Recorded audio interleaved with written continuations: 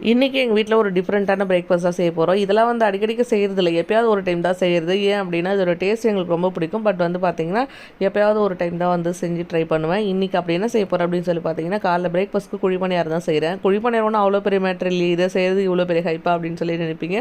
But நான் வந்து அவ்வளோவா வந்து ட்ரை பண்ணுறதில்ல. காலை டைமில் இதெல்லாம் ரெடி பண்ணிகிட்டு இருக்க முடியாது சொல்லிட்டு ஸ்கூல் போகிற டைம்லாம் வந்து மேக்ஸிமம் வந்து ரெடி பண்ண மாட்டேன். சண்டே டைமில் தான் ரெடி பண்ணுவேன். பட் இப்போ லீவில் இருக்கிறதால காலையில் வந்து பிரேக்ஃபாஸ்ட்க்கே வந்து குழிப்பணியாரமும் கூடவே தேங்காய் சட்னி வச்சு சாப்பிட்டோம்.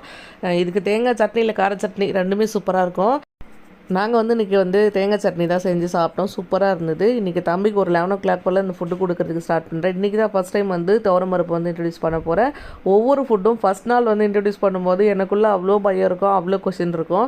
நீங்கள் வந்து ஃபஸ்ட்டு ஃபுட் ஸ்டார்ட் பண்ணும்போது என்னெல்லாம் யோசிச்சிருக்கீங்கன்னு சொல்லிட்டு மறக்காமல் கமெண்ட்டில் சொல்லுங்கள். துவரம்பருப்பு, கொஞ்சம் அரிசி, கொஞ்சம் கேரட்டு, கொஞ்சம் பீர்க்கங்க, 4 பல் பூண்டு, கொஞ்சம் சீரகம் சேர்த்து நல்லா வந்து ப்ரெஷர் குக் பண்ணிவிட்டு நல்லா அதுக்கப்புறம் வந்து பார்த்திங்கன்னா மிக்ஸியில் விட்டு அரைச்சி எடுத்துருக்கேன். ரொம்ப வந்து இன்றைக்கி நான் அரைக்கல. ஆல்மோஸ்ட் 8 மந்த் முடிய போகுது. இன்னுமே வந்து பார்த்திங்கன்னா ரொம்ப வந்து குக் பண்ணி ரொம்ப வந்து அரைச்சி கொடுக்க தேவையில்ல அப்படின்னு சொல்லிட்டு நல்லா குக் பண்ணிக்கிட்டேன். பட் வந்து பார்த்திங்கன்னா லைட்டாக வந்து அரைச்சி எடுத்துக்கிட்டேன். இதோட மீதி ஃபுட் இருந்தது. பாப்பா வந்து நானும் சாப்பிடுவேன், எனக்கும் தம்பிக்கு சாப்பிட்ற ஃபுட்டே வேணும் அப்படின்னு சொல்லி கேட்டிருந்தேன். ஸ்பூன் போட்டு கொஞ்சமாக மசிச்சு விட்டு அதுக்கப்புறம் உப்பு போட்டு கொடுத்துருந்தேன். அவ்வளோமே டேஸ்ட்டாக இருக்குன்னு சொல்லி சாப்பிட்ருந்தேன். குழந்தை இருந்தால் கண்டிப்பாக ட்ரை பண்ணி